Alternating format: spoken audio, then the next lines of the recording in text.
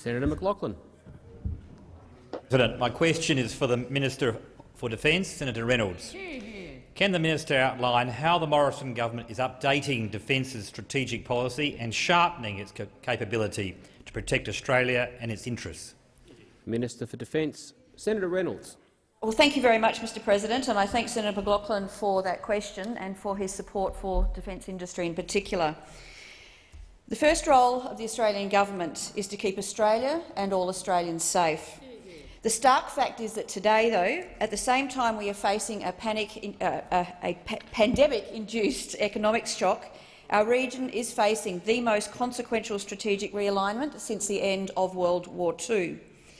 Our national interests are being challenged more directly, and therefore we are demanding and we need a clear-eyed prioritisation of our defence forces. This is why, on my appointment as the Minister for Defence, I set 3 priorities for the defence portfolio: strategy, capability and reform.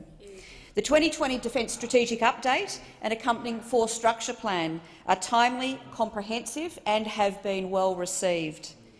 These documents addressed my first 2 priorities, strategy and also capability. They demonstrate that defence thinking and planning have shifted gears in response to the changes in our strategic environment.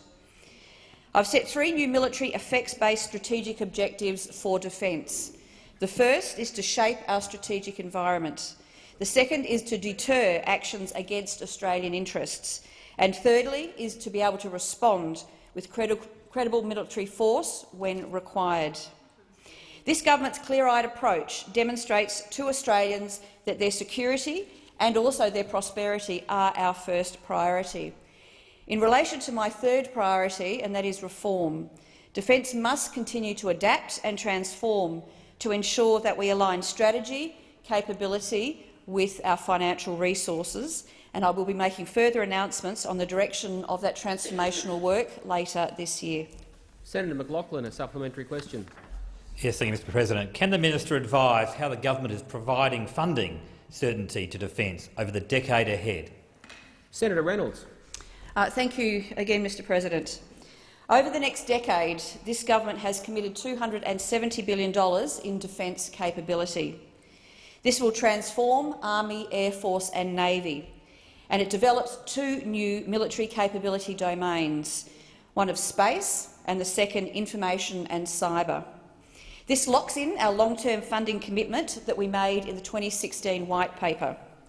This unequivocally maintains long-term certainty for defence spending.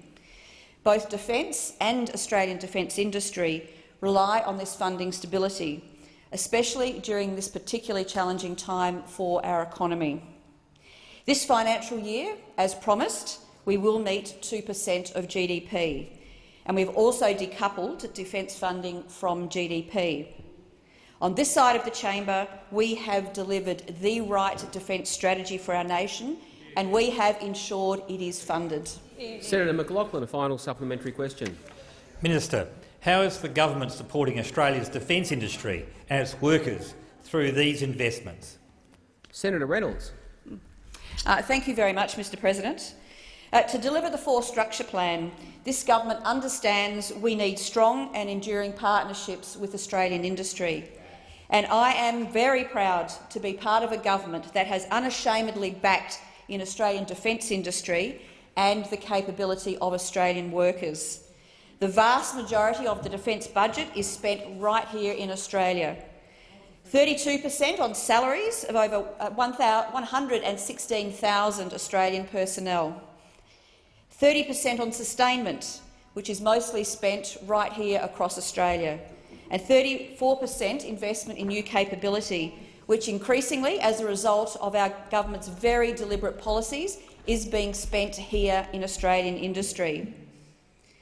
Over 15,000 Australian companies and 70,000 Australians are now benefiting directly from our investment in defence.